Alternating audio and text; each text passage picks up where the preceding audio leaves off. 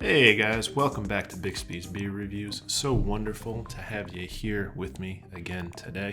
Let's get right into it. We got another beer from those stalwarts at Virginia's Commonwealth Brewing, one of our very favorites around here. We have Wolpertinger, which is a Bavarian Dunkelweiss. The Wolpertinger, as you of course know, is a mythical Bavarian animal that has the head of a rabbit, the body of a squirrel, the antlers of a deer, and the feet and wings of a bird. I think Fritz over here had a Wolpertinger as a pet as a kid, but I believe it sadly ran away. Or I guess it flew away with its owl's wings. Anyways, as I said, a Bavarian Dunkelweizen, which, if you know any German, means dark wheat beer. It is a very old, classic German beer style. One that I don't think you see too much these days from American brewers. But, you know, one of my favorite things about Commonwealth is, of course, they make a great hazy. And some of their really, really heavily adjuncted stouts and barrel aged beers, they're wonderful. But you know what? These guys can knock out just about any style with exceptional character. So I got to hold them to a higher standard. I can't just go get their hazies because I already know they're good. So let's crack open their Dunkelweiss and take a look. Y'all notice I got the hefeweizen glass out again. Just like its lighter cousin, Dunkelweiss is a highly carbonated style. So you're going to want to have a very narrow, very tall glass to help preserve all those wonderful little bubbles.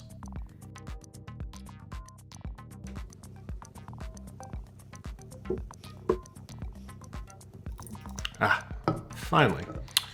So let's go ahead and take a look. Dunkel, very dunkel, as you can see. It's quite brown, but a little bit lighter towards the bottom. Not nearly as dark as, say, a porter, but a little bit more rich than amber. By law, I believe a Dunkelweiss has to be at least 50% wheat malt, but a lot of the rest is wonderful Munich and Vienna malts, darker roasted malts, and so it has this beautiful Dunkel color.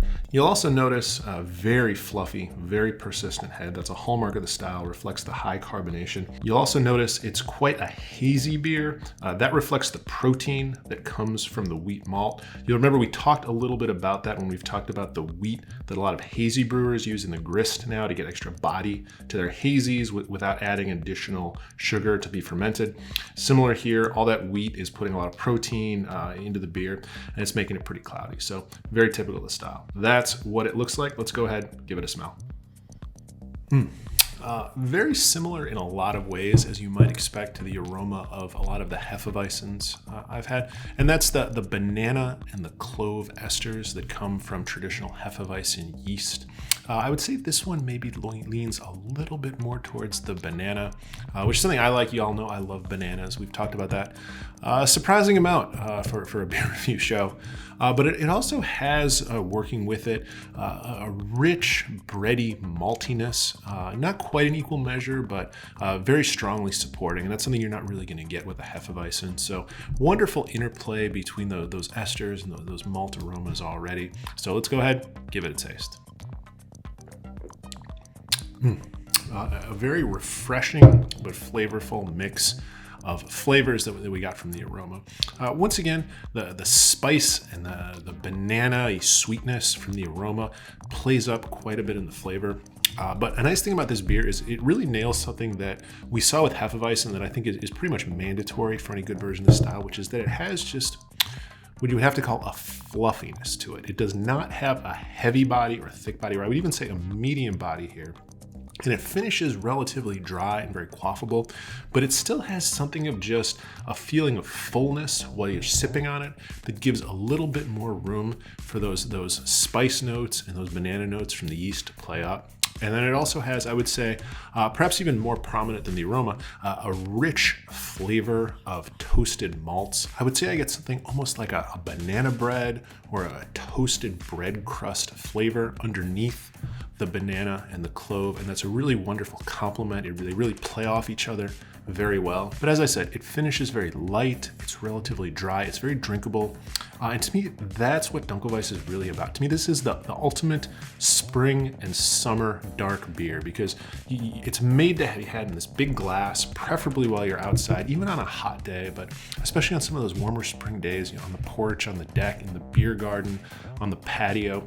It's a darker beer that has dark beer flavors, but is intensely drinkable.